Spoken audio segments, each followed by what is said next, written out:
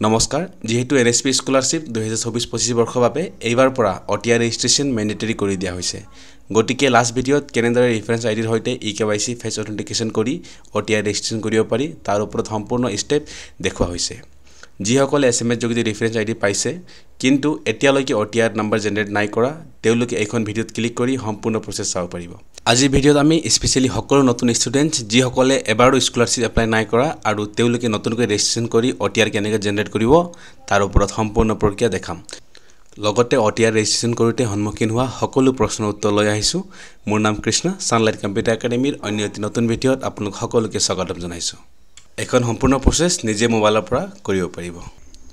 গতিকে বলক যিসকল নতুন ষ্টুডেন্টস হয় এতিয়ালৈকে ৰেফাৰেন্স নম্বৰখন নাই পোৱা তেনেহলে আমি এখন কেনেকৈ ৰেজিষ্ট্ৰেচন কৰি ৰেফাৰেন্স নম্বৰখন পাব পাৰো গতিকে মোবাইল স্ক্ৰিনটো অন কৰিছো মই প্ৰথমতে ক্ৰম ব্ৰাউজাৰখন ব্যৱহাৰ কৰিছো তো ক্ৰম ব্ৰাউজাৰ ওপেন কৰিছো আপোনালোকে যিকোনো ব্ৰাউজাৰ এটা ব্যৱহাৰ কৰিব পাৰিব গতিকে ক্ৰম ব্ৰাউজাৰ ওপেন কৰি মই সাৰ্চ বাৰত simplesscholarships.gov.in টাইপ কৰিছো ওয়েবসাইটত সোমাই যোৱাৰ লগে লগে আমি মেইনলি চাৰিটা ইন্টাৰফেস দেখিবলৈ পাওঁ এটা হল স্টুডেন্টস এটা হল ইনস্টিটিউশনস এটা হল অফিচাৰ্স এন্ড এটা পাবলিক টেব গতিকে এই চাৰিটা কৰ্ণাৰ আমি দেখিবলৈ পাওঁ গতিকে আমি এস স্টুডেন্ট ৰেজিষ্ট্ৰেচন কৰিবলৈ গৈছো গতিকে আমি স্টুডেন্ট টেবত আমি কৰ্ণাৰত ক্লিক কৰিম স্টুডেন্টছত ক্লিক কৰি আমি আকৌ ইয়াৰ ভিতৰৰ পৰ্টেলত সোমাই যাম যেতিয়া আমি স্টুডেন্ট ক্লিক কৰো প্ৰথমতে আমি চাও পাওঁ এনাউন্সমেন্ট যিকোনো নতুন আপডেট নটিফিকেশন হয় এই এনাউন্সমেন্ট টেবত পাই যাব নেক্সট তললৈ যাম এতিয়া যোনটো আমি কৰি আছো সকলোৱে অটিআৰ গতিকে ওয়ান টাইম ৰেজিষ্ট্ৰেচন প্ৰসেছখন এইখন টেবত আছে গতিকে সিম্পল আপুনি লগইনত ক্লিক কৰিব এখন লগইনত ক্লিক কৰাৰ লগে আপোনাৰ ভিতৰ পৰ্টেললৈ আমি এক্সেছ কৰিব পাৰিম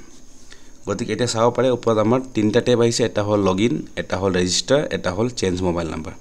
গতিকে এটা প্ৰথমতে আমি ৰেজিষ্ট্ৰেচন কৰিবলৈ লৈছো গতিকে ৰেজিষ্টাৰ টেবত ক্লিক কৰিম ৰেজিষ্টাৰ টেবত ক্লিক কৰিম গতিকে বলক ৰেজিষ্টাৰ বাটনত ক্লিক কৰাৰ পাছত গাইডলাইনসমূহ চাব গাইডলাইনসমূহ দিয়া আছে গুটেখিনি তাৰপিছত আমি সিধা তললৈ যাও এন্ড গৈ পেলা সিধা টাৰ্ম এন্ড কন্ডিশনখন আমি একসেপ্ট কৰো দুখন সিম্পল তাৰপিছত নেক্সট বাটনত প্ৰেছ কৰি আমাৰ যেটো মোবাইল নম্বৰ হয় মোবাইল নম্বৰখন আমি এন্টাৰ কৰিম ইয়াৰ পাছতে গেট ওটিপি বাটনত ক্লিক কৰিব তো ওটিপি খন আমি পাই যাম তো ওটিপি খন আহি গৈছে আমি ওটিপি খন এন্টাৰ কৰিম তো ইয়াৰ পাছত ক্যাপচা কোড টাইপ কৰিম as it is and verify বাটনত ক্লিক কৰি ভেৰিফাই কৰিম ইয়াৰ পাছত আহি গৈছে আমাৰ বিচাৰিছে প্ৰথমতে তিনটা অপচন আছে আই হেভ আধাৰ কাৰ্ড নাই যাৰ নতুনকৈ এপ্লাই কৰিছে এই আইডি নম্বৰ যদি কৰিব পাৰিব যদি এই দুটা অপচনটো নাই যদি মাইনৰ হয় লিগেল গাৰ্ডিয়ানছৰ আমি আধাৰ হৈতেও এক্সেছ কৰিব পাৰো কিন্তু বৰ্তমানৰ সময়ত সকলো লোক আধাৰ কাৰ্ডখন আছে এক্সেসিবল গতিকে আই হেভ আধাৰ নম্বৰ কৰিছো এন্ড আধাৰ নম্বৰখন টাইপ কৰিম গতিকে আধাৰ নম্বৰ টাইপ কৰাৰ পাছত সিম্পল গেট ওটিপি বাটনত ক্লিক কৰিম তো আধাৰ কনসেন্ট বিচাৰিব সিম্পল তললৈ স্ক্ৰল কৰিব এন্ড আই এগ্ৰি বাটনত ক্লিক কৰিব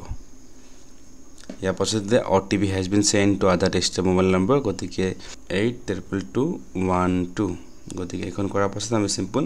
তললৈ যাম OJOQ7J SRTC ক্যাপচা কোডখন টাইপ কৰিছো এন্ড সিম্পল ভেৰিফাই বাটনত আমি ক্লিক কৰিম তো এতিয়া চাওক ভেৰিফাইড সাকসেসফুলি হৈ গৈছে এন্ড ইয়াত কৈছে চাওক your Aadhaar is not seeded with your bank account তো বহুত এখন প্ৰবলেম হৈ আছে গতিকে এখনৰ ওপৰত আমি আগলৈ কথা পাতিম আধাৰ সিডেড নহলে কি হ'ব গতিকে ৰেজিষ্ট্ৰেচন সাকসেসফুলি হৈ গৈছে সাকসেসফুলি ওটিপি খন আধাৰ খন ভেৰিফাইড হৈ গৈছে এক্সেছ হৈ গৈছে আমি আধাৰটো এক্সেছ কৰিব পাৰিছো ওটিপি যোগেদি গতিকে ইয়াৰ পাছত আমি তললৈ যাম যি ডিটেইলছ বিচাৰিছে আমি গতিকে ডিটেইলছখন টাইপ কৰিম গতিকে ফাদাৰ্স নেম বিচাৰিছে মাদাৰ্স নেম বিচাৰিছে ফাদাৰ্স নেম টাইপ কৰিম ইয়াৰ পাছত ইমেইল আইডি বিচাৰিছে যদি ইমেইল আইডিখন আপুনি দিব বিচাৰে ইমেইল আইডিখন দিব পাৰিব যদি হে ইমেইল আইডিখন নাই এখন স্কিপ কৰিব পাৰিব যদি মই এতিয়া বৰ্তমান ইমেইল আইডিখন দিছো ইয়াৰ পাছতে আমি ক্যাপচা কোড টাইপ কৰিম এজ ইট ইজ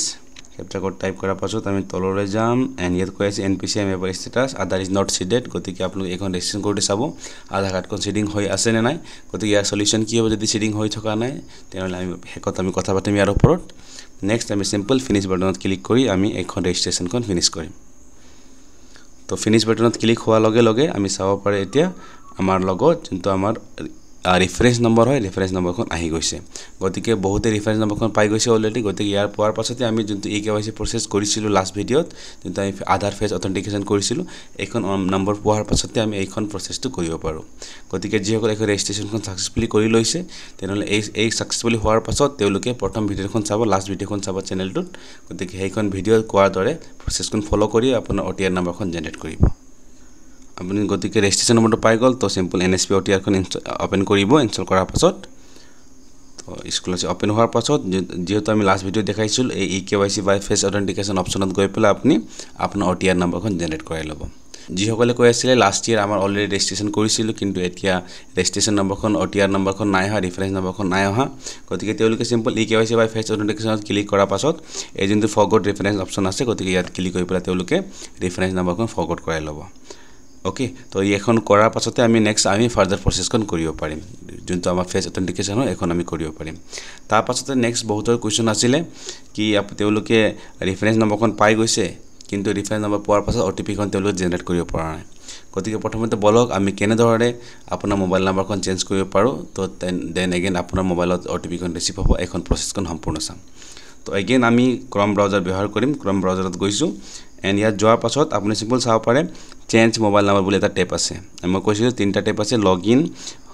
ৰেজিষ্টাৰ আৰু এটা আছে চেঞ্জ মোবাইল নম্বৰ গতিকে চেঞ্জ মোবাইল নম্বৰত ক্লিক কৰিছো চেঞ্জ মোবাইল নম্বৰত ক্লিক কৰাৰ লগে লগে আমাৰ দুটা অপচন আহিছে এটা হল OTR হ'ব লাগিব নতুবা আপোনাৰ ৰেফাৰেন্স নম্বৰ হ'ব লাগিব গতিকে যিসকলে ৰেফাৰেন্স নম্বৰ অলৰেডি ৰিচিভ কৰাৰ পাছত কিন্তু OTP-খন যোৱা নাই OTP-খন আপুনি সেন্ড কৰিব নাই পৰা গতিকে তেওঁলোকে এবাৰ মোবাইল নম্বৰখন আপডেট কৰিব গতিকে মনত ৰাখিব মোবাইল নম্বৰ আপডেট কৰিবলৈ হলে প্ৰথমতে আপোনাৰ আধাৰ লিংক থকা মোবাইল নম্বৰখন প্ৰয়োজন হ'ব তেতিয়াহে আপুনি মোবাইল নম্বৰখন চেঞ্জ বা আপডেট কৰিব পাৰিব গতিকে মোৰ হয়তো ৰেফাৰেন্স নম্বৰ আছে গতিকে মই ৰেফাৰেন্স নম্বৰখন টাইপ কৰিম ৰেফাৰেন্স নম্বৰ টাইপ কৰাৰ পাছত আমি সিম্পল গেট OTP-ত ক্লিক কৰিব কিন্তু মনত ৰাখিব যেতিয়া আপুনি গেট OTP-ত ক্লিক কৰিব এখন OTP-খন আধাৰ ৰেজিষ্টাৰ মোবাইল নম্বৰতে যাব OTP সেন্ড হৈ গৈছে গতিকে আপুনি নিজৰ মোবাইল SMS-খন চাব যোনটো নম্বৰ আপোনাৰ আধাৰখন লিংক হৈ আছে গতিকে সেইখনত OTP-খন যাব তো গতিকে OTP-খন আহি গৈছে তো 844369 গতিকে OTP-খন টাইপ কৰিছে এখন আধাৰ লিংক ৰেজিষ্টাৰ্ড মোবাইল নম্বৰ যাব কিয়কি যোনটো আপোনাৰ ৰেফাৰেন্স নম্বৰ হয় বা আপোনাৰ OTR নম্বৰখন এইটো আধাৰৰ সৈতে লিংক হৈ আছে গতিকে আপোনাৰ আধাৰ লিংক হতে এখন অটোমেটিক্যালি গুছি যাব গতিকে মই OTP-খন টাইপ কৰাৰ লগে লগে মই ক্যাপচা কোড এছ টাইপ কৰিম তো এখন কৰাৰ পাছত তললৈ গৈ পেলাই আপুনি সিম্পল ভেৰিফাই বাটনত ক্লিক কৰিব গতিকে এখন ভেৰিফাই হৈ গৈছে নেক্সট বিচাৰিছে নিউ মোবাইল নম্বৰখন আপোনাৰ যোনটো নতুন মোবাইল নম্বৰ দিম বুলি ভাবিছে সেইখন নম্বৰখন আপুনি ইয়াত দি পেলাই আপডেট কৰাই ল'ব পাৰিব গতিকে নতুন মোবাইল নম্বৰখন মই টাইপ কৰিছো এণ্ড সিম্পল গেট OTP-ত ক্লিক কৰি মই নম্বৰখন আপডেট কৰিম তো গতিকে চাব OTP সেন্ড হৈ গৈছে গতিকে আকৌ মেছেজত যাম এণ্ড মেছেজত গৈ পেলাই চাম আকৌ নতুন OTP-খন NSP যোগেদি মোৰ আহি গৈছে গতিকে এখন টাইপ কৰাৰ পাছত এগেইন ক্যাপচা কোড আমি এছ টাইপ কৰিম এণ্ড আপডেট নম্বৰত ক্লিক কৰি নম্বৰখন আপডেট কৰিম যেহেতু মোৰ সেম নম্বৰ আছিল আগতো কিন্তু পুনৰ মই প্ৰসেছখন দেখালো যাতে নেকি আপোনাৰ যোনটো প্ৰবলেমখন সলিউশন পাই যায় তো গতিকে আমি এনে ধৰণৰ নতুন নম্বৰখন আমি আপডেট কৰিব পাৰো বা নম্বৰখনক আমি চেঞ্জ কৰিব পাৰো তো ইয়াৰ পাছতে আমি নেক্সট প্ৰশ্নলৈ যাও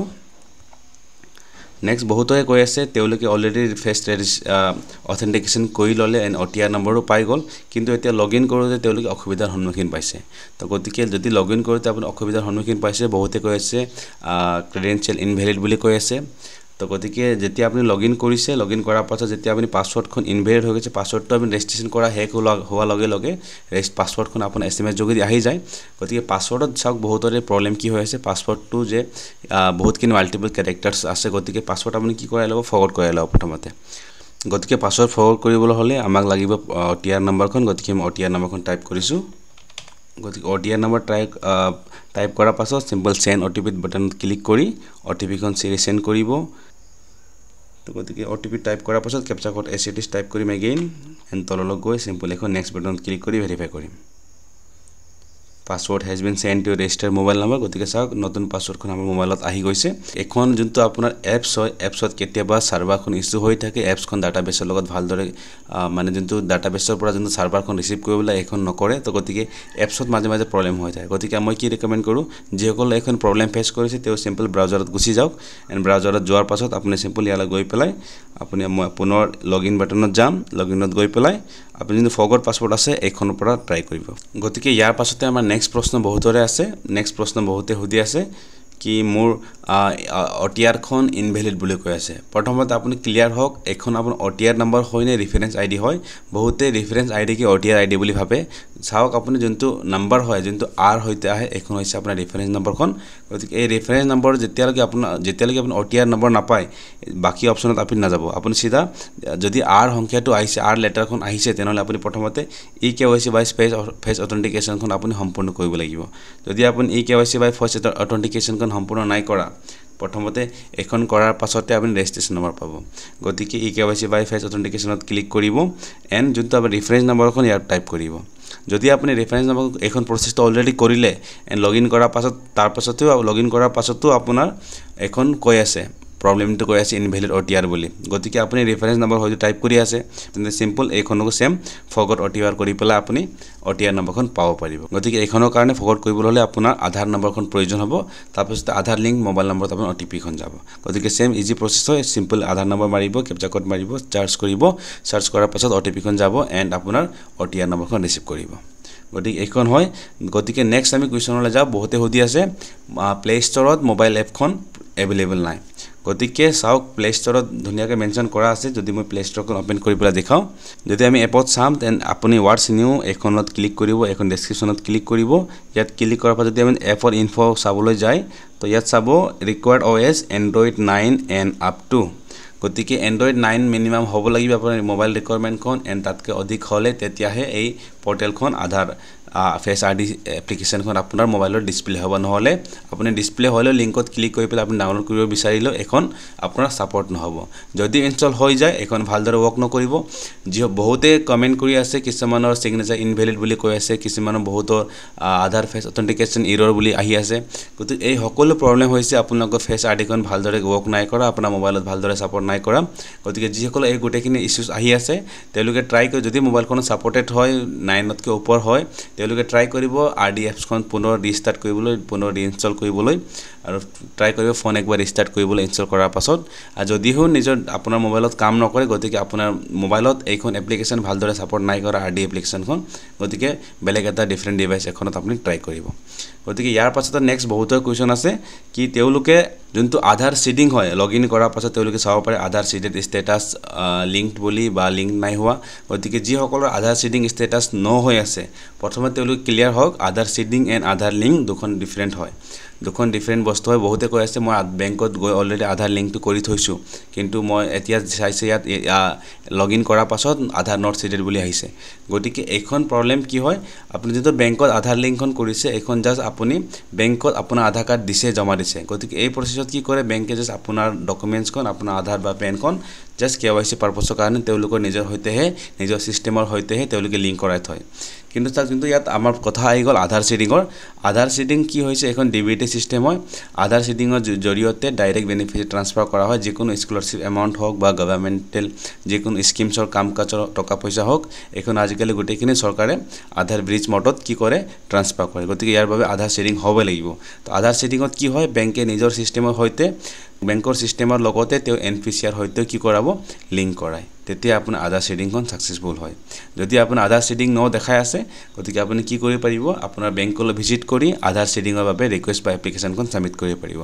যদি আপোনাৰ বেংকৰ ডিসটেন্সখন দূৰ হৈ যায় বেংকৰ যাবলৈ অসুবিধা হৈ যায় তেন আজিকালি বহুতো চেণ্টাৰসমূহত দোকানসমূহত ডিজিটেল চেণ্টাৰসমূহত আপুনি সিম্পল তাত গৈ পেলাই পেমেন্টস বেংকখন খুলি ল'ব পাৰিব সকলোৱে বহুতখিনি বিভিন্ন পেমেন্টস বেংক সমূহ মাৰ্কেটত এভেইলেবল আছে আজি সময়ত গতিকে যিকোনো এটা পেমেন্টস বেংক খুলি পেলাই আপুনি ইনস্ট্যান্টলি DBT বা আধাৰ সিডিংখন এনেবল কৰাব পাৰিব গতিকে হপ আশা কৰিছো আপোনালোকৰ প্ৰশ্নৰ উত্তৰ দিব পাৰিছো ইয়াৰ পাছতো যদি আপোনালোক কিবা অসুবিধাৰ সন্মুখীন হ'বলগীয়া হৈছে কমেন্ট কৰি নিশ্চয় জনাব নিশ্চয় আপোনাক সহায় কৰিবলৈ চেষ্টা কৰিম আগলৈ নিউ স্কলাৰশিপ আবেদন তথা স্কলাৰশিপ সম্বন্ধীয় সকলো আপডেটসমূহ আমাৰ এই চেনেল যোগেদি পাব ভিডিও যদি হেল্পফুল পাইছে আগলৈ বন্ধুবৰ্গৰ মাজত শেয়াৰ কৰিব লগতে যদি আমাৰ চেনেলটো সাবস্ক্ৰাইব নাই কৰা তেন্তে সাবস্ক্ৰাইব কৰিবলৈ নাপাহৰিব thank you so much stay tune see in the next video